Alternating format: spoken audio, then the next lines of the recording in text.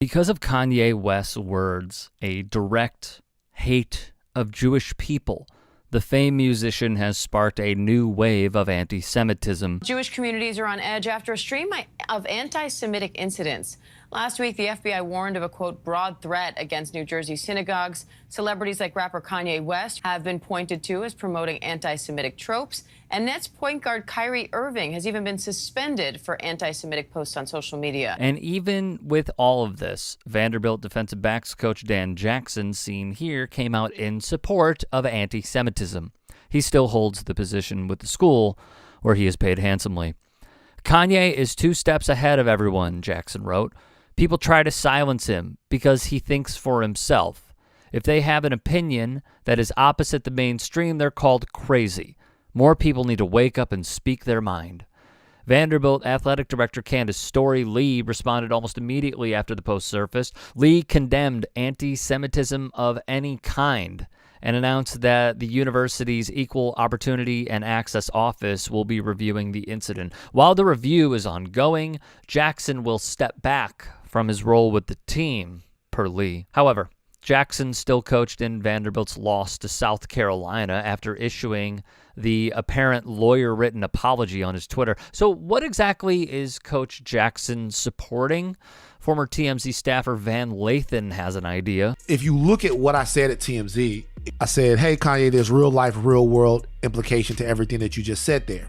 What I say after that, if I can remember, it's been a long time, was actually 12 million people actually died because of Nazism and Hitler and all of that stuff. Well, the 12 million people part is not in there because they took it out. And the reason why they took it out is because it wouldn't have made sense unless they kept in Kanye saying that he loved Hitler and the Nazis, which he said when he was at TMZ.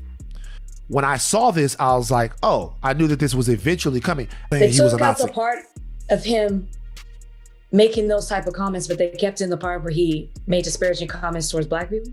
Correct.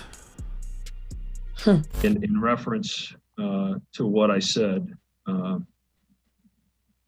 made an awful mistake. Creighton head coach Greg McDermott once told his players, guys, we got to stick together. We need both feet in. I need everybody to stay on the plantation. I can't have anybody leave the plantation. He would be suspended. Former Penn State basketball coach Pat Chambers told former player Rasir Bolton, I want to be a stress reliever for you. You can talk to me about anything. I need to get some of this pressure off you. I want to loosen the noose that's around your neck. Bolton would leave the program. Danny Casper, seen here, coached Texas State until he told his black players to chase that chicken. And if they didn't exceed a 2.2 GPA, he said they would end up working at Popeyes. He has yet to receive another offer being a head coach. Jim Hayford would resign in disgrace after serving as head coach of Seattle University's basketball program. Sources revealed he used a racial slur during a scrimmage. Longtime college hoops reporter Jeff Goodman found this would occur more than once with Hayford. And now we have another name to add to the list, Texas Tech head coach Mark Adams. Adams, who previously served as an assistant before becoming head coach with the Red Raiders, encouraged a player to be more receptive to coaching and reference Bible verses about workers, teachers, parents, and slaves serving their masters, the school said. His defense was the following. The comments he made were not racist because it's in the Bible, and Scripture is fine to quote, even if it involves a player serving as a slave to his master. Adams would then double down. One of my coaches said it bothered the player. I explained to them I didn't apologize.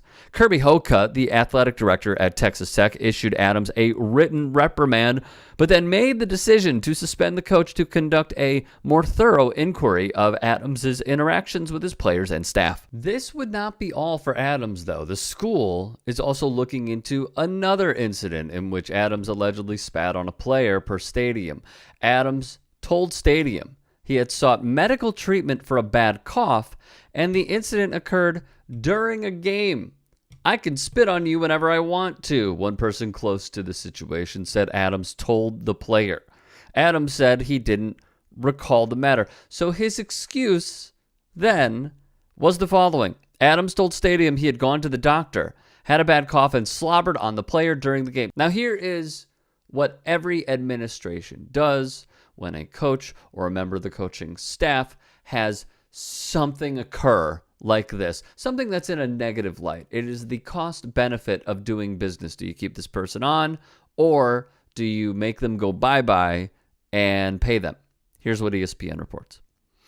If Adams were to be fired without cause, he would be owed 60% of what is remaining on his contract, more than $7 million. This comes off Adams signing an extension last spring that pays him $15.5 million over 5 years.